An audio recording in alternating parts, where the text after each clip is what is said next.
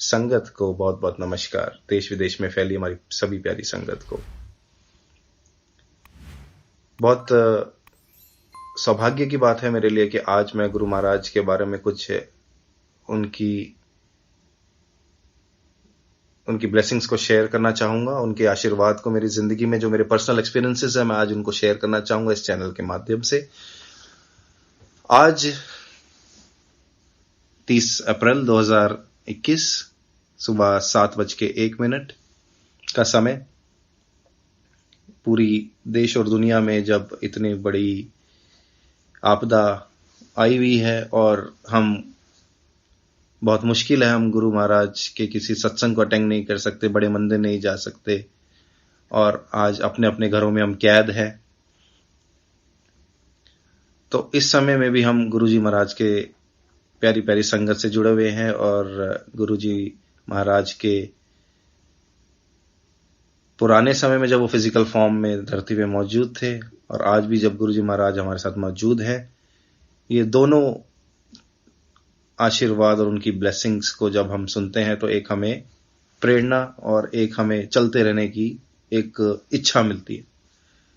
आज भी हम डगमगा नहीं रहे हैं क्योंकि गुरुजी महाराज हमारे साथ हमेशा साथ है और ये सब आप ही लोगों की वजह से, जो उनकी प्यारी प्यारी संगत गुरुजी महाराज के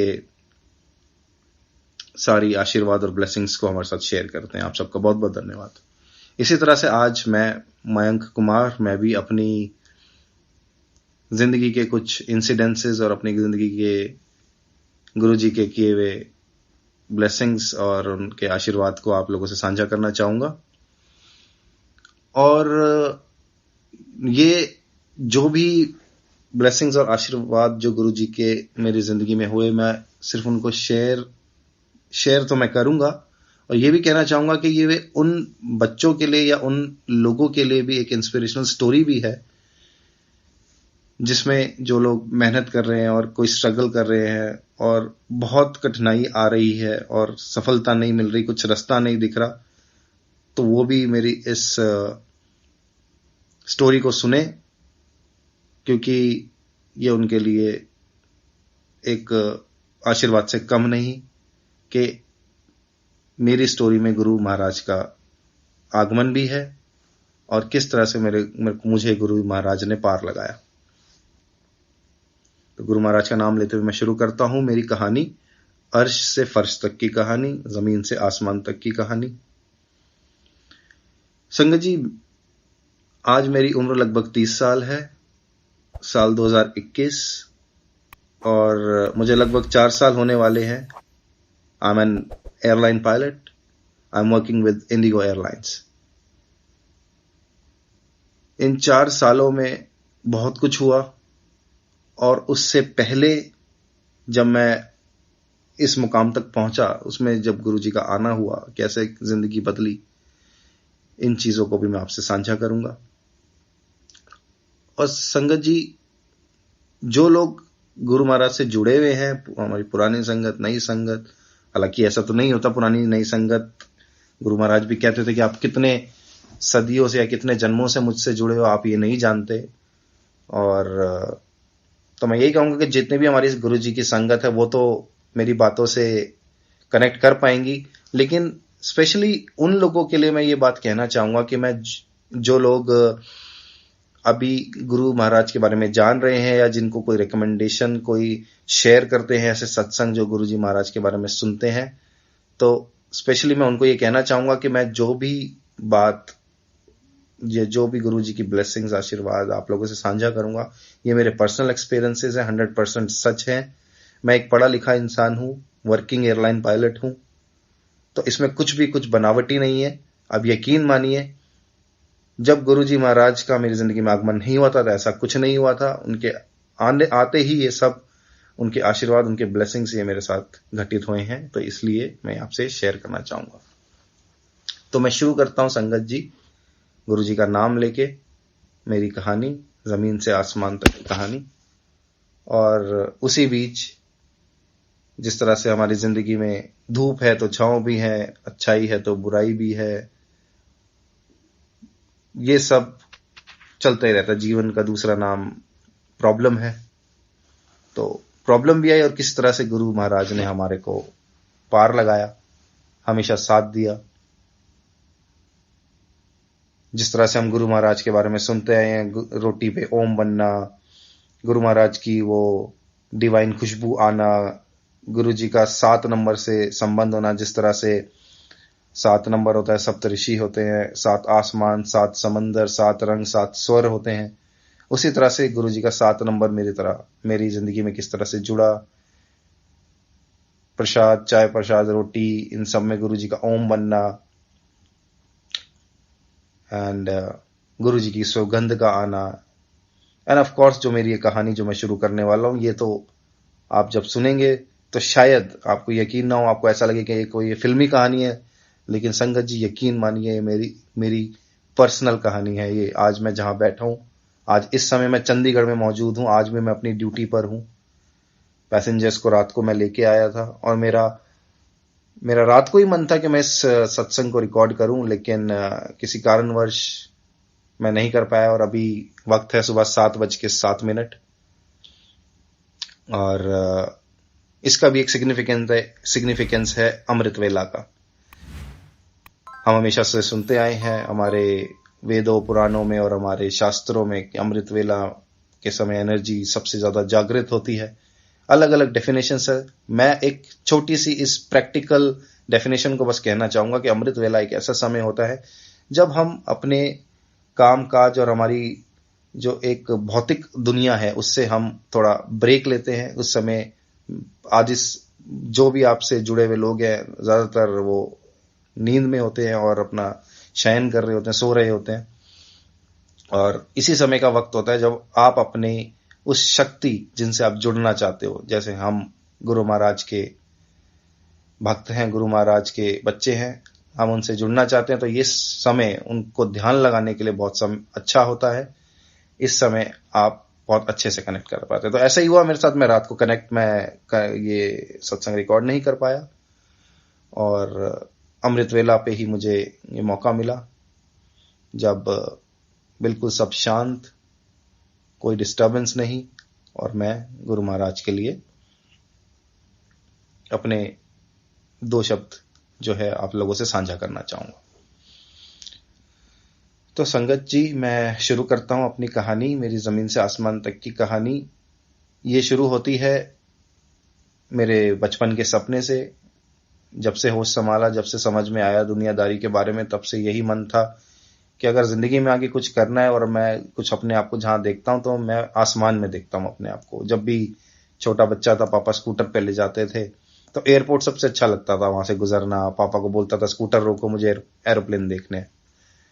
तो यही चीज आगे कंटिन्यू भी होती रही है। मेरा कब पैशन बन गया मुझे समझ नहीं आया। करते करते 10th क्लास आई, 10th क्लास में भी ठीक ठाक नंबर आ गए और 76% कुछ आए थे। ये बात है 2007 की। 2007 में अच्छे 76% आ जाना अच्छी बात मानी जाती थी। आजकल पढ़ाई बहुत बदल गई है। उस समय हमारे पास लिमिटेड किताबें होती थी, इंफॉर्मेशन लिमिटेड होती थी, जो टीचर्स ने पढ़ा दिया वही होता था। आज आप इंटरनेट के माध्यम से, बहुत चीजों के माध्यम से आप पढ़ सकते हैं, बहुत कुछ चीजें हैं। तो नंबर आए, 76% आए, उस बेस पे मुझे साइंस मिल गई क्योंकि मुझे पायलट बनना था। तो मुझे इतना तो पता था कि उसके लिए हमें साइंस की जरूरत होती है। मेरे को साइंस मिल गई। 11th हुई, 12th हुई और 12th में भी ठीक ठाक नंबर आ गए। फिर जब बात आई करियर को संभालने की कि अब मुझे क्या करना है, तो फादर से बात की तो फादर साहब बोले कि पायलट आपको बनना है तो आप कीजिए, इसके लिए मेहनत और देखिए आप क्या कर सकते हैं।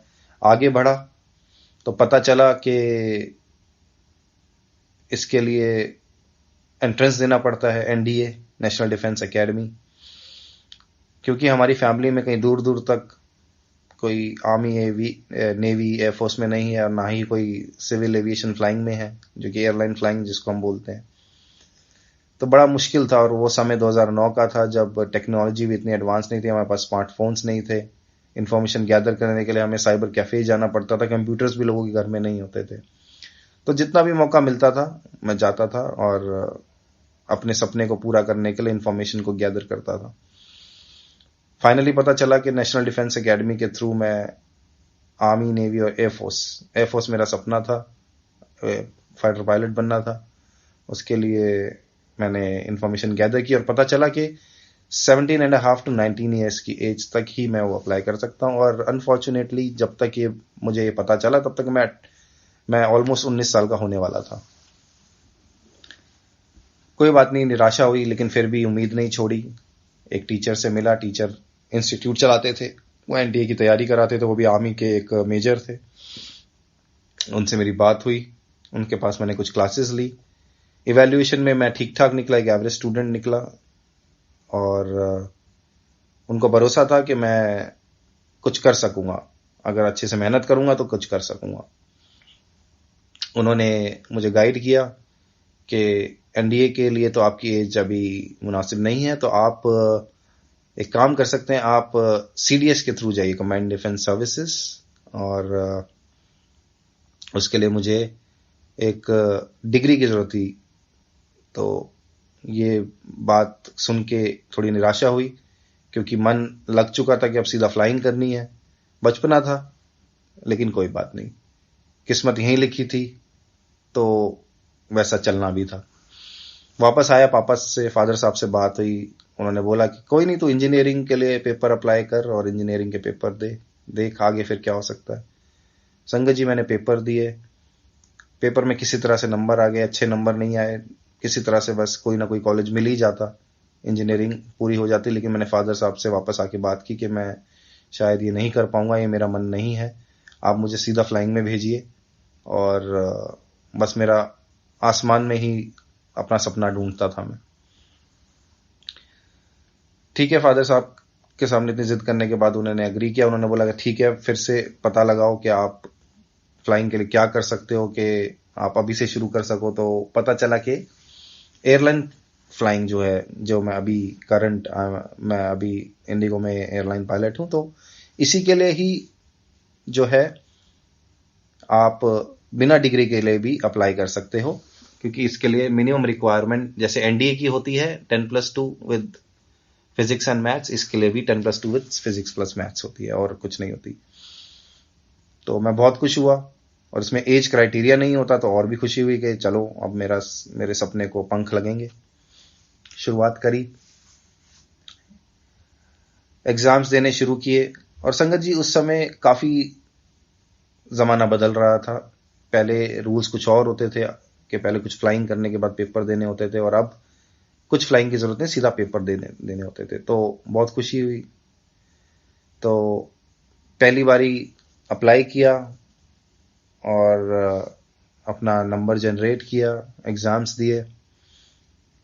एग्जाम्स देने से पहले मुझे किसी इंस्टीट्यूट या किसी एकेडमी से जुड़ना था, लेकिन जब पता चला कि इस फ्लाइंग के लिए इतना पैसा लगता है, ये बात मुझको पता नहीं थी। तो बहुत बड़ा झटका लगा कि इस फ्लाइंग के लिए कम से कम 30 से 35 लाख रुपए लगते हैं। इतने तो हम एक नॉर्मल फैमिली के लिए पॉसिबल नहीं थे। फिर भी हिम्मत नहीं आ रही, सोचा बैंक से लोन ले लेंगे, घर है अपना। लेकिन बैंक भी उस समय इस पोजीशन में नहीं था, क्योंकि एविएशन फील्ड उस समय इतना अच्छा काम नहीं कर रही थी। किंगफिशर का उस समय बस बंद होना हुआ ही था। तो बैंक्स भी were not in favour to support civil aviation at that time. तो बहुत निराशा हुई उस समय कि एक सपना टूटा, कि अब कैसे हो पाएगा, ये तो हो ही नहीं पाएगा। लेकिन संगत जी, भगवान का आशीर्वाद हमेशा से साथ था, रास्ता अपने आप बनता गया। तो पापा की एक मित्र थे, उन्होंने हमें इस बात से एडवाइस दिया, इस चीज के लिए एडवाइस दिया कि अगर आपको सिविल में फ्लाइंग करनी है और अगर आपको पैसे की कमी है, तो आप एक इनकम सर्टिफिकेट बनवाइए, अपनी रियल इनकम शो कीजिए, और गवर्नमेंट को बताइए, भारत सरकार को। वो स्कॉलरशिप देते हैं, जिसे हम पोस्ट मैट्रिक स्कॉलरशिप के नाम से जानते हैं, फॉर इकोनॉमिकली वीक पीपल, लोगों के लिए। तो उसके अंदर हमारा जो है चयन हो गया। मेरे फादर का इनकम सर्टिफिकेट बनाया, वो हमने लगाया, और जो है पहली बारी मेरे सपने को जो है एक पहला स्टेप मिला। तो ये बात है 2010 की। 2010 में मैं पहली बारी उड़ीसा पहुंचा, भुवनेश्वर। वहां पे एक इंस्टीट्यूट था जिसका नाम था गवर्नमेंट एविएशन ट्रेनिंग इंस्टीट्यूट। ये भी मेरे पापा के फादर के मित्र द्वारा ही बताया गया। और मैं वहां पहुंचा, वहां मैंने 3 महीने गुजारे। वहां पे मैंने स्कॉलरशिप के लिए जो सीट्स होती हैं उसके लिए अप्लाई किया, और उन्होंने वादा नहीं किया, बस उन्होंने इतना कहा कि अगर आपकी किस्मत होगी और आपका जो है अगर स्कॉलरशिप सैंक्शन हो जाएगी तो आपकी ट्रेनिंग यहां से शुरू हो जाएगी। तो उस उम्मीद में भगवान का नाम लेके हमने पेपर्स डाले और मैंने वहां पे ट्रेनिंग शुरू कर दी। वहां जाने के बाद मुझे संगत जी पता चला कि एविएशन से मेरा पहले ही बारी आमना सामना हुआ सिविल फ्लाइंग से। तो मुझे पता चला कि जैसे आप जब किसी चीज से आमना सामना करते हो आपको पता चलता है कि आप कितने पानी में हो। तो मुझे उस समय पता चला कि वो इंस्टीट्यूट का इतना अच्छा रिकॉर्ड नहीं था, वहां से इतने ज्यादा लोग नौकरी नहीं लग पाए थे। उसकी मैं किसी इंस्टीट्यूट की कमी नहीं निकालूंगा, बस ये था कि ट्रेनिंग स्टैंडर्ड्स उतने अच्छे नहीं थे जो कि एक रिक्वायर्ड मिनिमम होते हैं किसी भी चीज को अचीव करने के लिए। वो मुझे वहां नहीं लगे जब मैं 3 महीने वहां पर था। कोई बात नहीं, 3 महीने में कम से कम मुझे, वो कहते हैं ना कि कोई समय बर्बाद नहीं होता, बहुत अच्छा समय बीता। 3 महीने में मैंने बहुत कुछ सीखा। पहला कदम अपना एविएशन से देखा, अपना पहला कदम जब रखा तो पहली बार जब आमना सामना हुआ तो पहली बार ये एहसास हुआ कि मैं कितने पानी में मैं हूं। कोई बात नहीं संगत जी, मैं वापस दिल्ली आया, और क्योंकि उस समय इतने पैसे नहीं थे तो मैंने मिनिमम पैसे लगभग 50-60 हजार रुपये दे के वहां पे एडमिशन लिया था, और उसी के बेस पे वहां पे कुछ समय बिताया था। लेकिन असली ट्रेनिंग तभी शुरू हो सकती थी जब तक मेरा स्कॉलरशिप का केस सैंक्शन नहीं होता और गवर्नमेंट से अप्रूवल नहीं आता।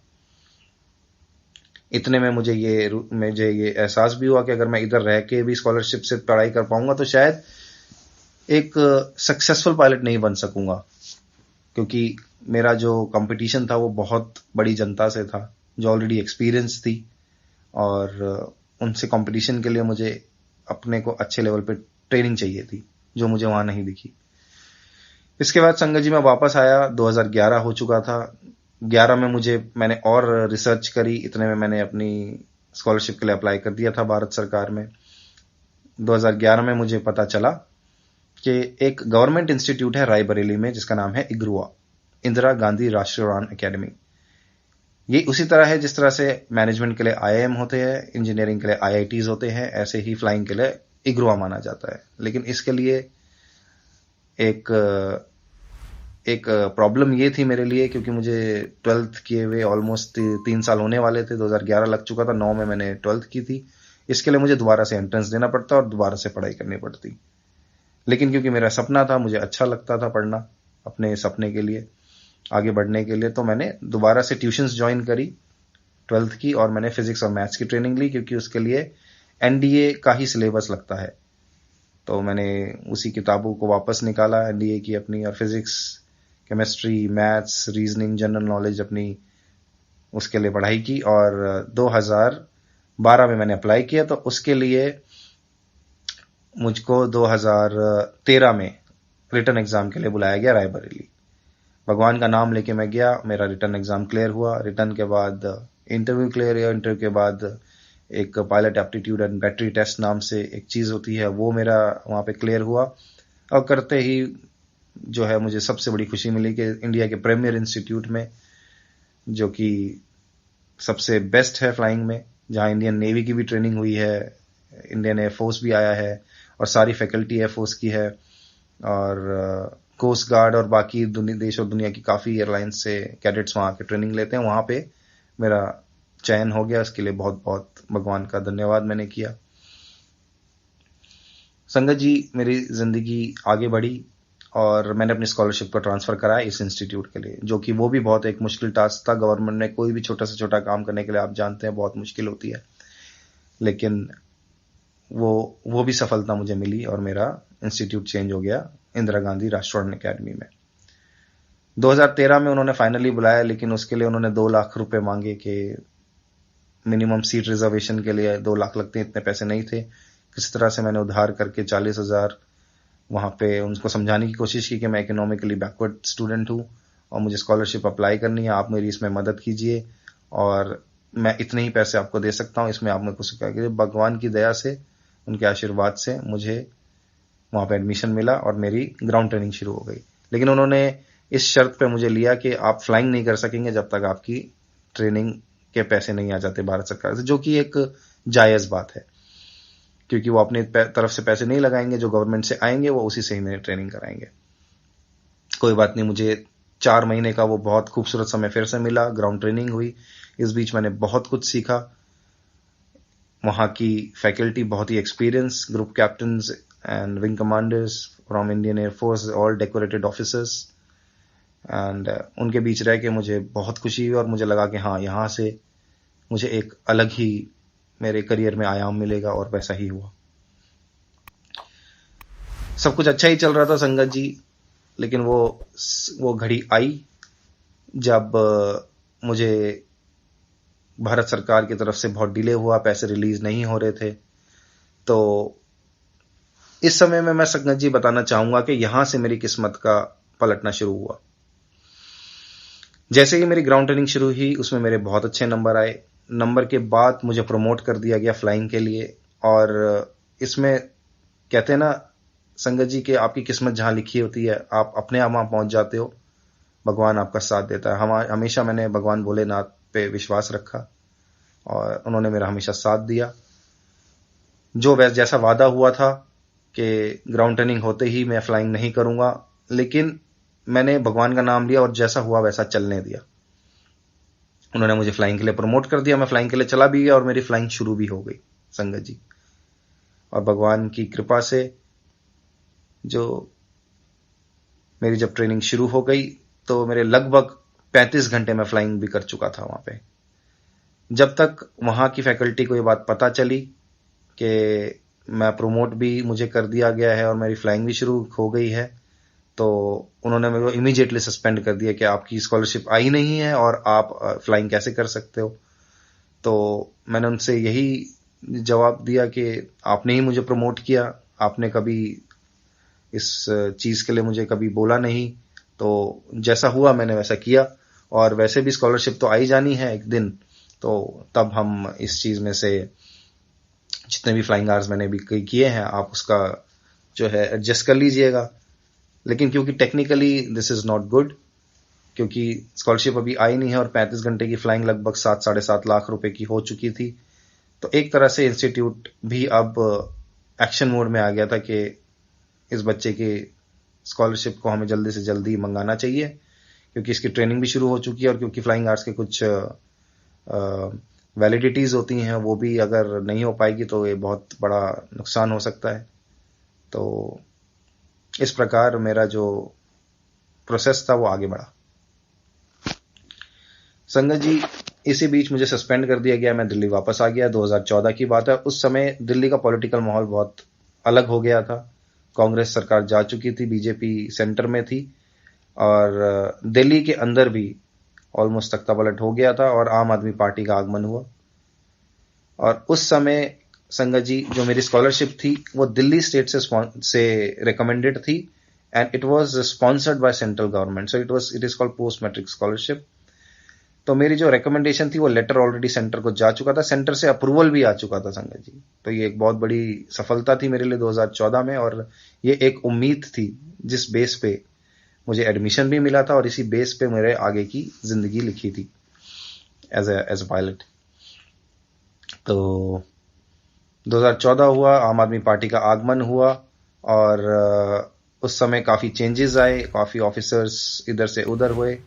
तो संगत जी, जैसे ही सेंटर से मेरा अप्रूवल आया, वो स्टेट को रिकमेंडेशन आया, तो स्टेट गवर्नमेंट को अब इसके अंदर एक्शन लेना था और इस एक्शन के अंदर उन्हें जो भी रिक्वायर्ड स्क्रूटनाइजेशन और रिक्वायर्ड डॉक्यूमेंटेशन होती है और वो सब उनको करनी थी, to check that I am eligible to get this scholarship, which is also India's one of the most expensive scholarship. 35 lakh की स्कॉलरशिप सबसे ज्यादा मानी जाती है, तो इसके लिए काफी अच्छे से स्क्रूटिनाइजेशन होता है।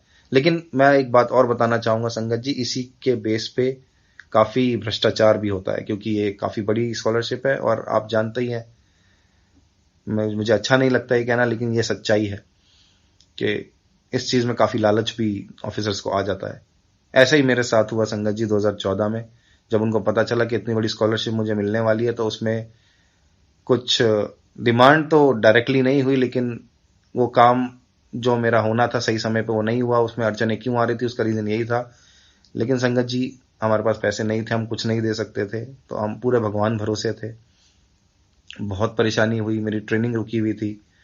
ऑलरेडी 5 साल हो चुके थे 12th किए, और अभी तक भी कुछ समझ में नहीं आ रहा था कि स्कॉलरशिप का कब तक रिलीज होगा और कब मेरी ट्रेनिंग रिज्यूम होगी। पूरी उम्मीद थी, आम आदमी पार्टी आई थी, एक अच्छी पार्टी जिसके लिए हमें उम्मीद था, जो मेरी जैसी कॉमन जनता के लिए बहुत उम्मीदें लेके आई थी। तो संगत जी, मैंने एक लेटर उनके एक डिपार्टमेंट में डाला, जिसको हम कहते हैं पब्लिक ग्रीवेंसेस डिपार्टमेंट। अपनी कंप्लेंट डाली कि ऐसे ऐसे सेंटर से अप्रूवल आ चुका है, स्टेट क्यों इसके अंदर डिले कर रहे हैं, क्यों ये इतना समय लगा रहे हैं। तो ये लेटर मैं डाल के संगत जी भूल गया और मैं वेट करता रहा।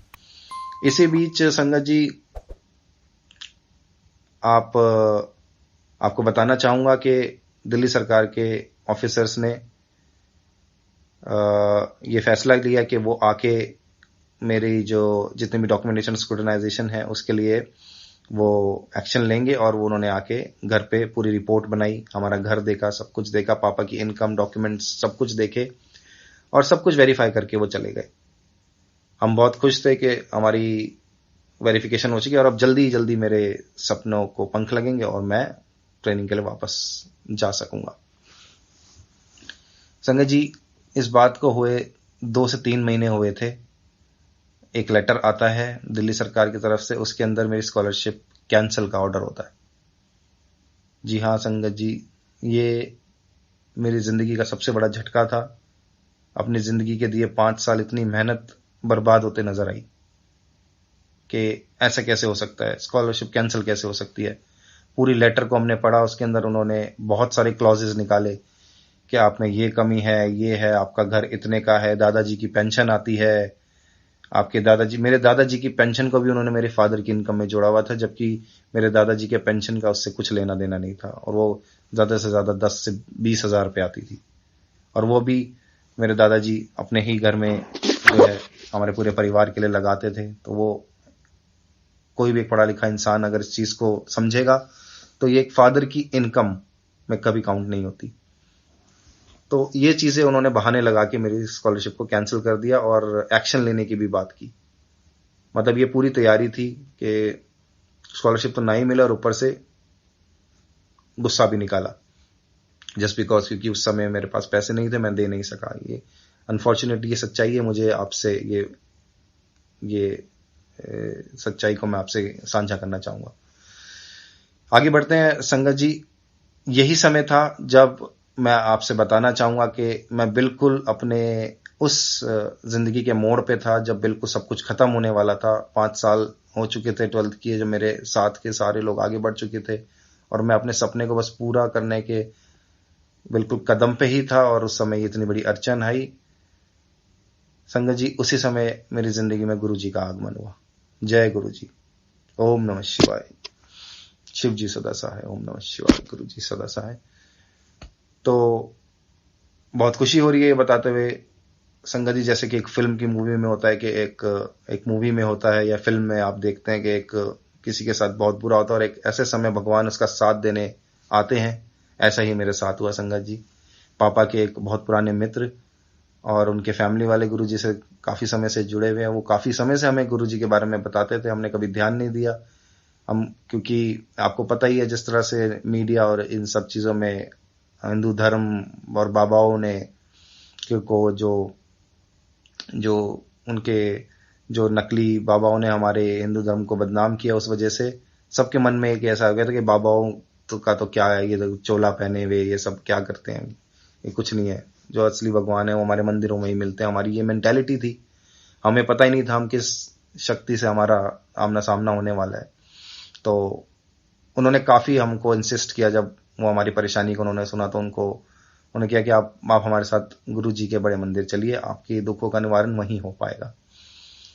संगत जी, आप यकीन मानिए, मैं अपने फादर के साथ अपने अंकल के घर गया, उन्होंने हमें बहुत इज्जत से हमें बिठाया गुरुजी के बारे में। मैंने पहली बारी गुरुजी की फोटो उनके घर में देखी। इतना प्यारा स्वरूप गुरुजी का, सबसे बड़ा वाला जो हम स्वरूप देखते हैं, इतना अच्छा उनका। तो वो कहते हैं ना संगत जी, एक आप, ये तो एक शरीर है, शरीर के अंदर एक आत्मा है, वो सामने वाले इंसान को देख के उसका भाव बता देती है और देख के वो समझ जाती है कि कुछ तो उस चीज के अंदर बात है, या कुछ तो इस इंसान में सच्चाई है, या कुछ इस इंसान में बुराई है।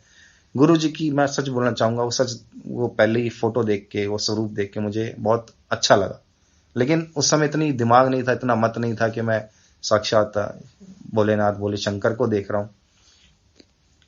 तो आगे बढ़े, उन्होंने बताया कि आप मंदिर चलिए। तब तक मैं रेडी नहीं था। फिर ऐसे ही एक दिन उन्होंने फिर से जिद करी कि आप हमारे साथ बड़े मंदिर चलिए। मैंने फिर ध्यान नहीं दिया, मैं अपने काम में लगा रहा, अपने सपने को पूरा करने में, उसको ठीक करने में लगा रहा। फिर ऐसे ही एक और शाम संगत जी आई, उन्होंने इस बारी जिद कर ली कि गाड़ी रेडी है, आपको आना है। हल्की बारिश हो रही थी उस शाम को, मुझे याद है। मैं अपनी मदर के साथ अकेला था घर पे, और दादाजी और मेरे फादर ऑफिस में थे, और मेरे पापा के उन्हीं मित्र ने पापा से रिक्वेस्ट करी कि आप आज चलिए, किसी भी तरह हमारे साथ आज हम मंदिर चलिए। तो संगत जी, मैंने बिल्कुल मना कर दिया मेरी मदर को कि मैं किसी बाबा के पास नहीं जाऊंगा, मैं विश्वास नहीं करता, मैं अपने भोले शंकर, अपने भगवान, इन्हीं को मानता हूं, मंदिर जाऊंगा लेकिन ऐसे किसी बाबा के पास नहीं जाऊंगा। संगत जी, मेरी मदर ने मुझे समझाने की कोशिश की और उन्होंने मुझे कन्विंस किया, चल ठीक है, कोई नहीं, ये मंदिर जो है किसी बाबा का नहीं है, ये शिव मंदिर है, तू जा। इस तरह से जब उन्होंने मुझे बोला तो मुझे बहुत खुशी हुई कि अगर शिव मंदिर है तो मैं जाऊंगा।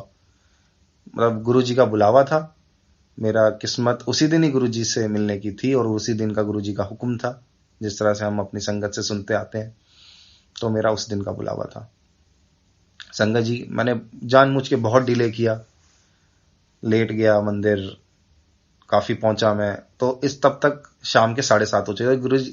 और संगत जी, ये बात है 2014 की, और मैं आपको बताना चाहूंगा, जो नई संगत भी जुड़ी है गुरु जी से, जो अभी 2014 के बाद 15, 16, 17, 18 में जितने भी, और अभी जो जुड़ रहे हैं, मैं आपको बताना चाहूंगा कि उस समय 2014 में भी गुरु जी के मंदिर में 7:30 बजे भी आसानी से हमारी एंट्री हो जाती थी। बहुत अच्छे से हम चाय प्रसाद, लंगर प्रसाद और कर लेते हैं। आज भी ऐसी कोई प्रॉब्लम नहीं है, आज भी गुरु जी की इतनी संगत मल्टीप्लाई हो गई है। लेकिन मैं आपको बताना चाहूंगा, 14 से लेके अभी लगभग ये 7 सालों के अंदर जो वृद्धि मैंने देखी है, ये मेरी आंखों देखी है, कि आज अगर आप 7:30 या 8 बजे मंदिर पहुंचो तो मुझे नहीं लगता कि आप जो है शायद चाय प्रसाद आपकी किस्मत में हो। लेकिन मैं आपको बता सकता हूं कि आराम से हम गाड़ी मंदिर के बाहर ही लगा लेते थे 2014 में, इतने लेट में भी। तो ये गुरु महाराज की एक कृपा है जो मैं आपसे शेयर करना चाहता हूं, कि गुरु जी ने इतनी सारी संगत का कल्याण किया है कि देश विदेश हर जगह से गुरु महाराज की जो है, गुरु जी के चरणों में आज सेवा करते हैं और गुरु जी की संगत है। बहुत बहुत धन्यवाद मेरे गुरु महाराज का, इतनी सारी जनता को अपने साथ, इतनी सारी संगत को अपने साथ आपने जोड़ा और उनका कल्याण किया। बहुत बहुत धन्यवाद। तो संगत जी, आगे बढ़ाता हूं, अपनी कहानी को बताता हूं कि जब मैं मंदिर पहली बारी पहुंचा तो गुरु जी का एक वो शब्द है ना कि कुर्बान जावी उस वेला सुहावी जद तेरे द्वारे आया। गुरु जी, ये गुरु जी महाराज से बहुत बहुत उनसे धन्यवाद। और आई एम सॉरी, थोड़ा सा ये इमोशनल है मेरे लिए मैटर। माफ कीजिएगा अगर कुछ मुझसे कुछ भूल चूक हो बात करने में, क्योंकि पहली बारी मैं अपना ये इतने बड़े प्लेटफॉर्म पे कुछ सत्संग बताने की कोशिश कर रहा हूं। तो संगत जी, बहुत अच्छा लगा जब पहली बारी गुरु महाराज के मंदिर आया, कि एक जिस तरह से मंदिर हम बचपन से देखते आए हैं कि यहाँ चप्पल उतारनी होती है और वहां से हाथ धो के आप अंदर जाते हो, फिर एक पंडित जी होते हैं, एक मूर्ति होती है, ऐसा कुछ नहीं था यहाँ पे। सब कुछ सिस्टमैटिक, सारी संगत अपने अच्छे से लगी हुई है, अच्छे अच्छे कपड़े पहन के लोग आए हुए हैं, और सब कुछ सिस्टमैटिक है। आप अंदर जाते हो, इतना सुंदर गणेश जी का गणेश जी के मंदिर से एंट्री होती है, फिर समाधि, फिर ऐसे ही गुरु महाराज के मंदिर की एंट्री होती है, और वो जो शिवलिंग, अमूमन हर जगह शिवलिंग अंदर होती है, मंदिर के ऊपर इतनी सुंदर दूर से दिखती है, तो एक अलग ही माहौल, ऐसा लग रहा था कि धरती पे कोई स्वर्ग है। अंदर गया, संगत जी अंदर बैठा, गुरु महाराज जी का आशीर्वाद लिया, चाय प्रसाद लिया, लंगर प्रसाद लिया, और बहुत अच्छा लगा कि ऐसे 4 लोग रैंडमली लोग बैठते हैं, बहुत अच्छा लगा। वापस आया, गुरु जी महाराज का आशीर्वाद लिया, अपने मन की बात की, जिस तरह से पापा के मित्र ने कहा था कि आप अपनी जो भी है इच्छाएं और जो भी आपकी प्रॉब्लम्स हैं गुरु जी के सामने रख दीजिए और बाकी भूल जाइए। वैसा ही किया और आ गया। फिर संगत जी मेरी कहानी आगे बढ़ी। जो मेरी स्कॉलरशिप की फाइल थी, उसके लिए जिन ऑफिसर्स ने ये लेटर पे लिख दिया था कि जी इनको स्कॉलरशिप नहीं मिलनी चाहिए, he is not eligible for the scholarship, इनमें ये कमी है, वो कमी है। तो इस बीच जो है संगत जी काफी जो है प्रॉब्लम्स आ गई थी मेरी स्कॉलरशिप रिलीज होने के लिए। और क्योंकि मैं गुरुजी के मंदिर भी जा चुका था, तो महाराज की ब्लेसिंग्स तो उस दिन से मिलनी शुरू हो ही गई थी, तो पूरी उम्मीद थी कि जल्दी कुछ ना कुछ होगा। लेकिन संगत जी वो कहते हैं ना कि गुरु महाराज भी आपके कर्म काटते हैं और आपको पूरा नींबू की तरह निचोड़ते हैं। ऐसा ही मेरे साथ हुआ, गुरु महाराज ने पूरा निचोड़ा मुझे, और पूरा जब तक मुझ पे गुरु महाराज की वो कृपा असली नहीं हुई, जब तक उन्होंने जो मेरे कर्म थे जो कटने थे वो नहीं हुए। तो मैं बड़ा खुश था, मुझे ऐसा लगा कि अब तो गुरु महाराज के पास आएंगे, अब ये तो मेरे बाबा मेरा काम कर ही देंगे, अब तो कोई टेंशन ही नहीं है, मैं इस खुशी में घूमता था। लेकिन ट्रस्ट में संगत जी ऐसा कुछ नहीं हुआ। उन्होंने और गलत रिपोर्ट बनाई और मुझे परेशान किया। और इसी बीच जो है जो फाइनल लेटर होता है उस पर भी उन्होंने, जो एक आईएएस ऑफिसर साइन करके देते हैं उस डिपार्टमेंट के, उन्होंने भी इस पे साइन कर दिया कि ये जी स्कॉलरशिप कैंसिल करते हैं हम। मेरी तो जैसे दुनिया ही पलट गई संगत जी। अब तो मेरे पास कुछ ऐसा लगा जैसे कुछ बचा ही नहीं है, इतने साल फ्लाइंग को दिए और एकदम से सपना टूट गया। अब क्या करूंगा, कैसे नई जिंदगी शुरू करूंगा, बस इन्हीं चीजों में लगा रहा। दुनिया भी मुझको बोलेगी कि बड़ा आप चले थे करने, कुछ नहीं कर पाए। तो ये सब चीजें एक नॉर्मल इंसान के माइंड में चलती है, क्योंकि बड़ा अच्छा लगता था, फोटोज अपलोड करता था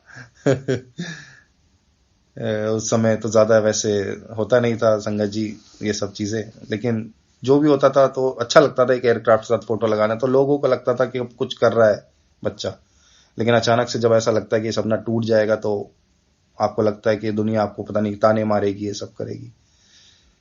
बस संगत जी मैं ये बताना चाहूंगा कि उसी समय फिर मैं गुरु महाराज के मंदिर में आना जाना बहुत ज्यादा हो गया, क्योंकि कुछ उम्मीद नहीं दिख रही थी।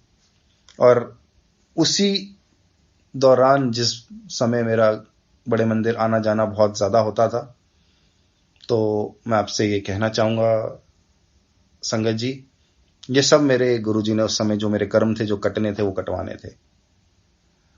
अब मैं आपको बताना चाहूंगा कि गुरु महाराज की पहली कृपा मेरी जिंदगी में कब हुई, जब गुरुजी ने मेरे सारे प्रॉब्लम्स का सॉल्यूशन देना मुझे शुरू किया और उनकी फाइनल ब्लेसिंग मेरी लाइफ में आनी शुरू हुई। ये बिल्कुल ऐसा ही हुआ जैसे एक फिल्म में होता है। मैंने आपको बताया था कि मैंने ऐसे केजरीवाल सरकार, हमारी आम आदमी पार्टी का एक पब्लिक ग्रीवेंसेस लिंक पे मैंने अपनी कंप्लेंट ये डाली थी दिल्ली गवर्नमेंट के ऑफिसर्स के खिलाफ। तो वो लेटर का अभी तक कोई जवाब नहीं आया था। इसी बीच आप यकीन नहीं मानेंगे संगत जी, हम एक दिन ऐसे ही सुबह टीवी देख रहे थे मेरे फादर साहब, और टीवी में वो खबर आती है कि जिन आईएएस ऑफिसर ने मेरे लेटर पे साइन किए थे इस बात के लिए कि इस स्कॉलरशिप को हम कैंसिल करते हैं, आप यकीन नहीं मानेंगे संगत जी, उनका नाम उस टीवी चैनल पे था कि उनको सस्पेंड कर दिया गया है। मैं नाम नहीं लेना चाहूंगा, सब इंसान के अपने कर्म होते हैं संगत जी। उनका नाम उस टीवी पे था कि उनको सस्पेंड कर दिया गया है कुछ करोड़ के घोटाले में। संगत जी आप यकीन नहीं मानोगे, दिल को मुझे इतना एक सुकून भी मिला और एक टेंशन भी हुई। सुकून इसलिए क्योंकि किसी ने आपके साथ कुछ गलत किया और उसका कर्म आपके सामने दिखा हो और आपको एक उम्मीद मिली हो कि चलो आपको एक नई उम्मीद जगी हो कि इन्होंने आपकी लेटर पे साइन किए थे, आप इनकी जगह कोई जो और आएंगे उनको मैं अपनी बात एक नए सिरे से समझा सकूंगा। ये कहने में बहुत आसान है संगत जी, लेकिन ये बहुत मुश्किल बात है। जब एक आईएएस ऑफिसर के साइन हो जाते हैं और ये केस ऐसा हो जाता है, तो चाहे उनके साथ जो हुआ, जो नए सीट पे आए, वो उनको नए सिरे से ही देखना पड़ता है, नए सिरे से ही सारा स्क्रूटिनाइजेशन होता है। क्योंकि साइन सिर्फ एक आईएएस ऑफिसर को थे, जिन्होंने लेटर बनाया था पूरा वो दूसरे ऑफिसर्स थे और वो आज भी उसी ऑफिस में मौजूद थे और वो इसी इच्छा में थे कि इतनी बड़ी स्कॉलरशिप में उनको कोई हिस्सा नहीं मिला। तो इस बात से उन्होंने, मुझे पूरा यकीन था ये वापस वही रिपोर्ट बनाएंगे और नए ऑफिसर को भी इसी तरह से गुमराह करेंगे। संगत जी आप यकीन नहीं मानेंगे, उन आईएएस ऑफिसर के सस्पेंड होने के बाद वो सीट काफी समय तक खाली रही। उस सीट पे फिर एक और आईएएस ऑफिसर आए, उनसे मैंने अपने प्रॉब्लम को साझा किया, उनको समझाने की कोशिश की, सर मेरा ऐसे ऐसे करियर खराब हो जाएगा, 5 साल ऑलरेडी हो चुके हैं, आपके ऑफिसर्स ने ऐसी रिपोर्ट बनाई है, ये सच्चाई है और ये है। उन्होंने समझा लेकिन उन्होंने कोई एक्शन नहीं लिया क्योंकि ये मामला काफी आगे बढ़ चुका था और क्योंकि उस ऑफिस की बहुत ज्यादा विजिलेंस में बात चल रही थी, क्योंकि वहां से काफी बड़ा जो है वो पुराने ऑफिसर जिनको सस्पेंड किया था, बहुत प्रॉब्लम्स चल रही थी। कोई बात नहीं संगत जी, मैं गुरु महाराज के पास उस समय रेगुलरली जाया करता था, बहुत अच्छा लगता था। गुरु महाराज के पास मैं जाता था, जो भी मेरी टेंशन थी, जो मैं लेके घूमता था, वो मेरी वहां सब खत्म हो जाती थी। मेरे गुरु जी कर्म कटवाते थे। संगत जी इसी समय गुरु महाराज की इतनी बड़ी कृपा हुई कि जो वो पब्लिक ग्रीवेंसेस में मैंने अपना लेटर डाला था आम आदमी पार्टी के, वो उसका मेरे को फाइनली जवाब आया और उसमें एक और आईएएस ऑफिसर का नंबर उन्होंने साझा किया कि आप अपनी प्रॉब्लम इनसे बताइए। मैंने अपने फादर साहब को ये बात बताई, उसमें उनका नंबर था आईएएस ऑफिसर का और उनका नाम था। पापा ने कहा तुमने फोन मिला, फादर ने, मैंने उनको फोन किया सुबह, उन्होंने फोन पिक किया। आप संगत जी आप यकीन मानिए, आपको ये बात तो पता ही होगी, इंडिया के अंदर इतनी आसानी से डायरेक्ट नंबर आईएएस ऑफिसर का नहीं मिलता है।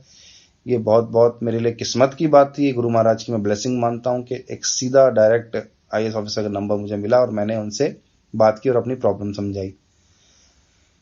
संगत जी उन्होंने मुझे ऐसा कहा फोन पे कि बेटा आपकी प्रॉब्लम मैं समझ रहा हूं, लेकिन ये जो डिपार्टमेंट है ये इस चीज में डील नहीं करता, ये गलती से जो है इस डिपार्टमेंट ने आपकी प्रॉब्लम, जो आपकी एप्लीकेशन है, वो इधर भेज दी है। तो मैं फिर निराश हुआ, मैंने फादर को बोला अपने कि पापा ये ऐसे कह रहे हैं कि आपकी जो लेटर है वो गलत डिपार्टमेंट में आ गई है, आपको ये लेटर रीडायरेक्ट करा के इधर करानी चाहिए। जैसे ही मैंने ये नाम पापा को बताया तो पापा ने ये नाम जानने की दोबारा कोशिश की कि आप ये नाम दोबारा बताओ मुझे, क्या नाम है। तो मैंने जैसे ही वो नाम उन आईएएस ऑफिसर का पापा को बताया तो पापा ने कहा मुझे एक बारी बात करने दे। पापा को मैंने फोन दिया, पापा ने उनसे बात की। संगत जी आप यकीन नहीं मानेंगे, ये गुरु महाराज जी का आशीर्वाद है, ये उनकी ब्लेसिंग थी कि वो आईएएस ऑफिसर वो हमारे ही रिलेशन में, हमारे ही जो एक कम्युनिटी है उस कम्युनिटी में वो एक ही आईएएस ऑफिसर थे और वो वही थे और वो मेरे दादाजी को भी जानते थे।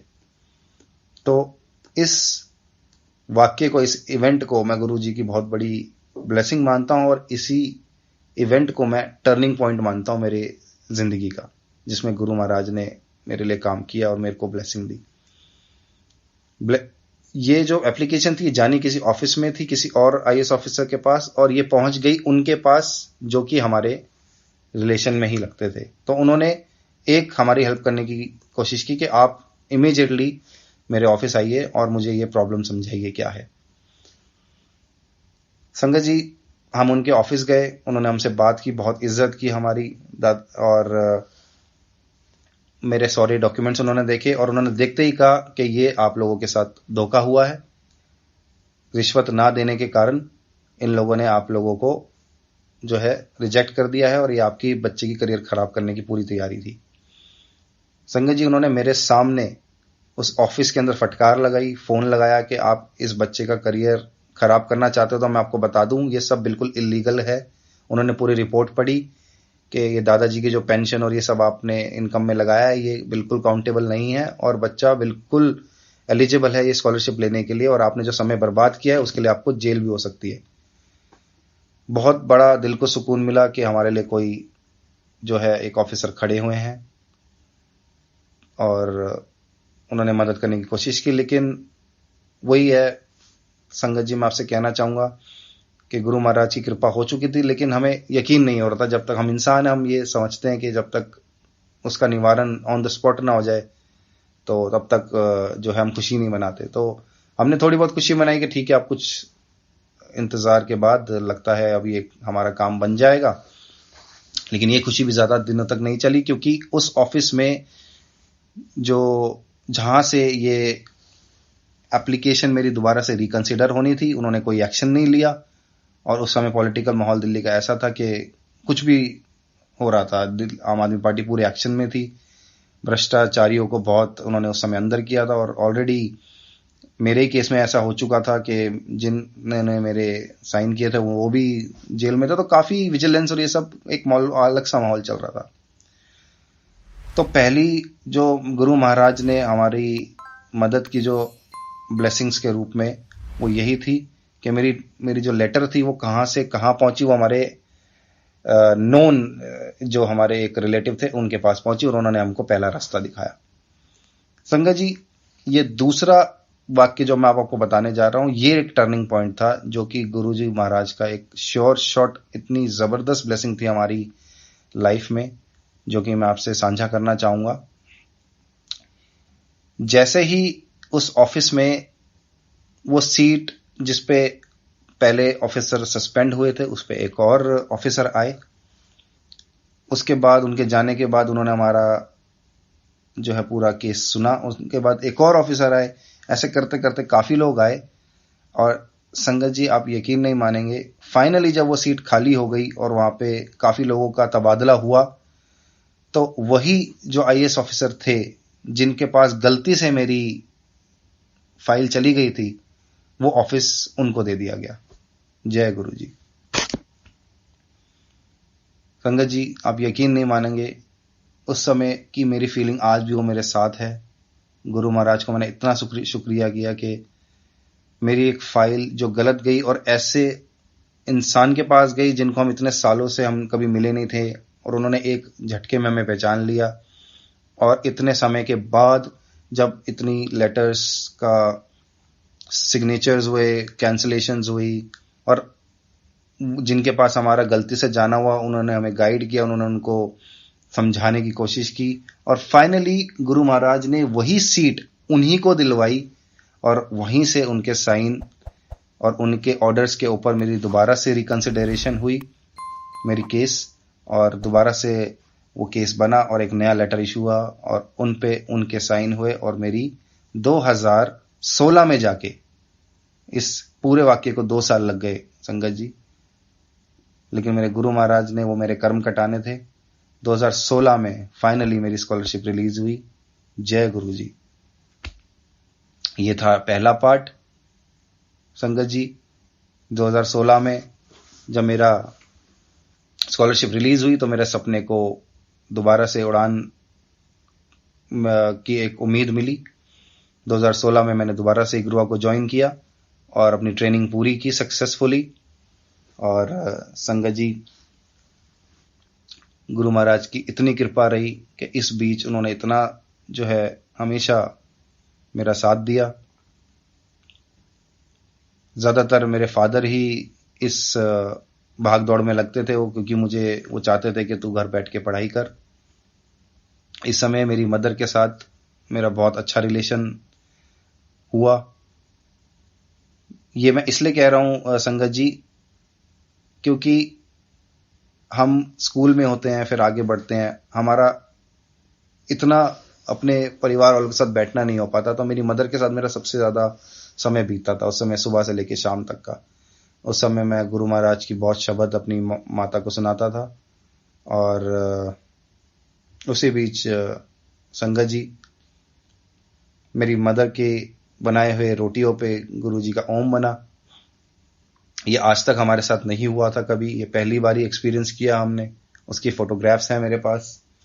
और यही ब्लेसिंग जो हमारे साथ हुई संगत जी, ये मैं आपसे शेयर करना चाहता था कि किस तरह से फाइल का कैंसलेशन होना, उसके बाद वो गलत जगह पे पहुंच जाना, वो गलत जगह भी गुरु महाराज जी के आशीर्वाद से सही निकलना, उन आईएएस ऑफिसर का हमारे ही रिलेशन में, हमारे कॉन्टैक्ट्स में रहना, फिर उनका उसी जगह पे तबादला हो जाना जिस सीट पर से मेरी फाइल को कैंसिल किया गया था, उन्हीं के द्वारा, उसी कलम से मेरे सपनों को दोबारा उड़ान लगना। ये मेरे गुरु महाराज का आशीर्वाद है। मैं आज जो भी हूं, जहां भी हूं, ये मेरे गुरु महाराज जी के आशीर्वाद से हूं। तो ये बात मैं आपसे साझा करना चाहता था कि मेरी मेहनत सफल हुई। 2016 के अंदर फाइनली मेरी ट्रेनिंग शुरू हुई, और 2016 में आप यकीन नहीं मानेंगे संगत जी, मुझे ऐसा लगता था, एक दिन मैं गुरुजी को बहुत याद कर रहा था, तो मुझे ऐसा लगा कि रायबरेली की उस जगह में मैं ऐसा सोच रहा था कि गुरुजी यहाँ पे तो शायद मैं ही आपकी संगत हूँ और तो कोई है नहीं। तो बड़ा अच्छा फील हो रहा था। उसी समय गुरु महाराज ने मुझे दिखाया कि वहां पे एक गाड़ी खड़ी थी, उस गाड़ी पे गुरुजी लिखा था। और ये बहुत ही स्ट्रेंज था मेरे लिए, क्योंकि एक ऐसी जगह जहां पे, रायबरेली जैसी जगह जहां पे, और वो एयरपोर्ट वहां का एक, जहां ट्रेनिंग इंस्टीट्यूट है, वहां पे गुरुजी का तो कोई बंदा था ही नहीं। ऐसा कैसे हो सकता है? आप यकीन नहीं मानेंगे संगत जी, जब मैंने देखा तो वो गाड़ी ग्रुप कैप्टन खुराना की थी, और ग्रुप कैप्टन खुराना जो थे वो हमारे चीफ फ्लाइंग इंस्ट्रक्टर थे। तो बहुत बहुत मुझे खुशी हुई कि गुरु महाराज ने मुझे वहां भी दिखाने की कोशिश की, तू देख मैं यहां पर भी हूं। और आप ये सुनकर भी हैरान होंगे संगत जी, कि हमारे जो डायरेक्टर साहब थे, एयर मार्शल वीके वर्मा, वो भी हमारे गुरुजी की पुरानी संगत है। जब गुरुजी फिजिकल फॉर्म में हुआ करते थे, गुड़गांव में आया करते थे, बड़े मंदिर बैठा करते थे, तो एयर मार्शल वीके वर्मा अपनी परिवार के सहित वहां पे गुरुजी की सेवा में हुआ करते थे। जय गुरु जी। तो ये था पहला पार्ट संगत जी। दूसरे पहलू में गुरु महाराज की मेरे पर ऐसे कृपा हुई कि जब मेरी ट्रेनिंग पूरी हो गई सक्सेसफुली गुरु महाराज के नाम से, अक्टूबर में मेरा लाइसेंस आ गया, और उसी समय संगत जी एविएशन का खुलना शुरू हुआ। इंडियन एविएशन बहुत समय से प्रॉब्लम्स में था, और बहुत समय बाद एयर इंडिया एक्सप्रेस में पहली नौकरी निकली, जिसमें 70 सीटें थी, सिर्फ 70 सीटें। और यही मैं आपको सिग्निफिकेंस गुरु महाराज का बताना चाहूंगा 7 नंबर से। जिस तरह से 7 रंग, 7 स्वर, 7 ऋषि, और 7 गुरु जी का लकी नंबर मैं मानता हूं, और वो ये लकी नंबर मेरे साथ भी काम किया है संगत जी। इस बात को मैं ऐसे शेयर करना चाहूंगा, सब कुछ अच्छा हो गया। मैंने गुरु महाराज को बहुत बहुत थैंक्स किया, बड़े मंदिर गया, और कि मेरा लाइसेंस आ गया, लाइसेंस को ब्लेस कराया, गुरु जी के चरणों में रखवाया। इसी तरह से गुरु महाराज ने 7 नंबर का सिग्निफिकेंस मेरे साथ हमेशा रहा। एयर इंडिया में पहली नौकरी आई, एयर इंडिया एक्सप्रेस 2016 के अंदर, और उसमें भी संगत जी 70 सीटें, वो 7 जो मैं आपको कहना चाह रहा था। जब मैं इंटरनेट पे गया और इस फॉर्म को मैं भरने वाला था, तो मैंने गुरु महाराज से अरदास की, और यही मैंने कहा कि महाराज अगर आप मेरे साथ हो, और अगर मैं आपका नाम लेके जा रहा हूं, और मेरी सफलता का रिजल्ट आप ही को बताना है गुरु जी, आप मेरे साथ हो तो बस इतना बता देना, जब मैं एनरोलमेंट इस नंबर को करूं तो उसमें लास्ट में 7 आए। आप यकीन नहीं मानेंगे संगत जी, जो मैंने इंटरनेट पे अपना सब कुछ डिटेल्स फिल कर दिया, अपना ट्रेनिंग का सारा हिस्ट्री सब कुछ फिल कर दी एयर इंडिया एक्सप्रेस की नौकरी के लिए, तो जो लास्ट में रेफरेंस नंबर था उसमें लास्ट में 7 नंबर था। जय गुरु जी। मुझे तभी यकीन हो गया था संगत जी के गुरु महाराज मेरे साथ है, मेरी तरक्की कोई नहीं रोक सकता। इतना कुछ महाराज ने मेरे लिए किया है। एक पलटी हुई कहानी मेरे फेवर में मोड़ दी गुरु जी ने, एक हारी हुई लड़ाई मेरे हक में कर दी मेरे गुरु महाराज ने। तो ये भी क्या चीज है, मैं गुरु को बड़ा आजमाता था। इंटरनेट पे गया तो वो 7 नंबर भी आए, गुरु ने भी मेरा बहुत साथ दिया, उन्होंने मेरे को सारे जवाब दिए। 70 सीटें थी, और उसके लिए जो कंटेंडर्स थे वो लगभग पूरे इंडिया से 2000 पायलट थे। संगत जी, इन 2000 पायलटों में भी ऐसे भी ट्रेनिंग के लोग थे जिन्होंने मुझे खुद ट्रेनिंग दी थी, जो मेरे इंस्ट्रक्टर्स थे। तो आप यकीन मानिए संगत जी, ये बहुत टफ कंपटीशन था, जिसमें आपके इंस्ट्रक्टर्स भी आपकी लाइन में लगे हुए उसी नौकरी के लिए जिसके लिए आप लगे। तो ये तो पॉसिबल ही नहीं हो सकता था। 70 सीटें तो ऐसे ही फिल हो रही थी, मतलब गिनती के साथ ही। तो मैं थोड़ा फिर से घबराया, गुरु महाराज का नाम लिया, उनको बोला कि महाराज अगर आप मेरे साथ हो तो मेरे को 7 नंबर ये दिखाओ। I am sorry, Guru Maharaj को टेस्ट किया, बच्चा था, और गुरु महाराज ने भी उस नादानी को एक्सेप्ट किया, और उस रेफरेंस नंबर में लास्ट में 7 दिखा। तो मुझे ये उम्मीद जगी कि मेरे गुरु महाराज मेरे साथ हैं। और ऐसे ही संगत जी, मैंने एग्जाम के लिए अप्लाई किया। मैं बॉम्बे पहुंचा। पहला रिटन एग्जाम एयर इंडिया एक्सप्रेस का बॉम्बे में हुआ। गुरु महाराज ने वहां भी साथ दिया।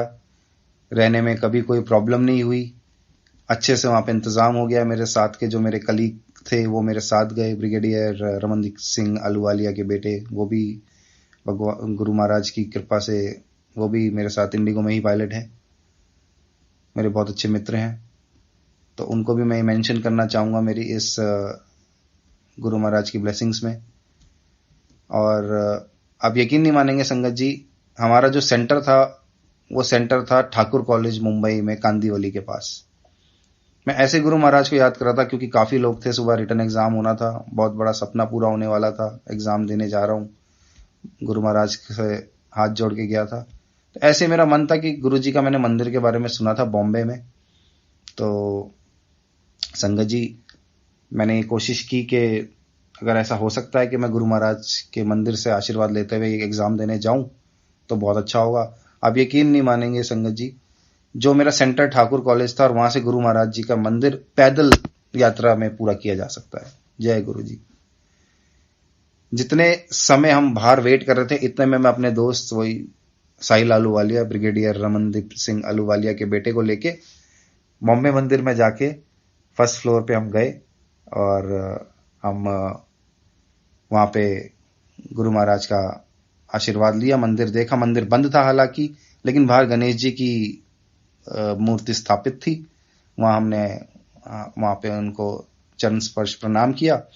और बॉम्बे मंदिर में वहां के कोई सेवादार थे, मैं उनको नहीं जानता, उन्होंने आके हमें प्रसाद और जल प्रसाद दिया। बस वही नाम लेके संगत जी हम गए। मैंने एग्जाम दिया, एग्जाम क्लियर हुआ।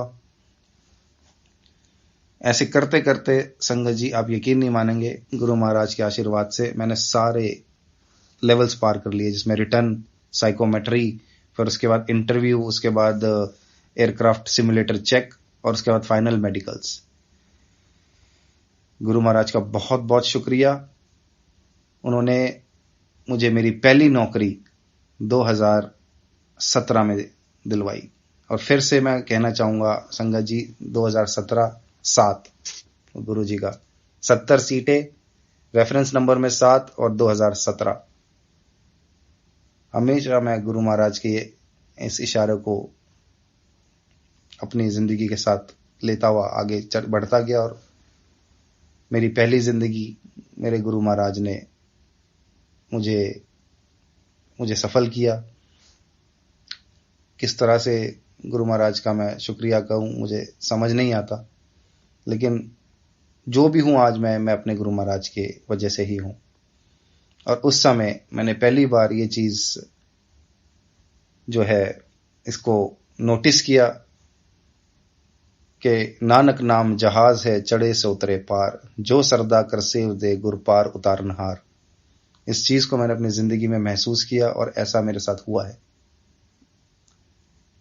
जय गुरु जी। ये मेरी कहानी का पहला भाग था संगत जी, जिसमें मेरी फर्श से लेके अर्श तक की कहानी थी, जो मैं आपसे साझा करना चाहता था। ये आई होप ये उन सभी जो मेरी देश विदेश हर जगह संगत बैठी है हमारी गुरु जी की, उनको तो सुन के और वो उनको कनेक्ट कर पाए होंगे। और वो लोग भी जो बेचारे किसी न किसी चीज से आज मेहनत कर रहे हैं, वो बच्चे जो कंपटीशन लड़ रहे हैं या कोई भी चीज में सफलता पाना चाहते हैं, मैं इतना ही कहना चाहूंगा कि आप किसी भी भगवान को मानते हैं, उनको दिल से मानिए, पूरे विश्वास से करिए। मैं कहता हूं आप पलट आपके फेवर में कोई चीज नहीं भी होगी, वो भी गुरु महाराज आपके और आपके भगवान आपके फेवर में कर देंगे। ये मेरे साथ हुआ। और संगत जी, पहली नौकरी में गुरु महाराज ने दी, पहली खुशी दी, बहुत खुशी हुई। इसी के साथ मैं आपको एक और बात बताना चाहूंगा संगत जी,